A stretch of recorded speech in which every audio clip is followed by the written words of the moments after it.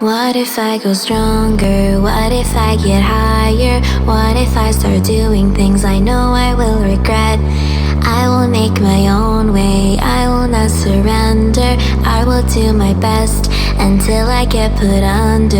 What if I go stronger?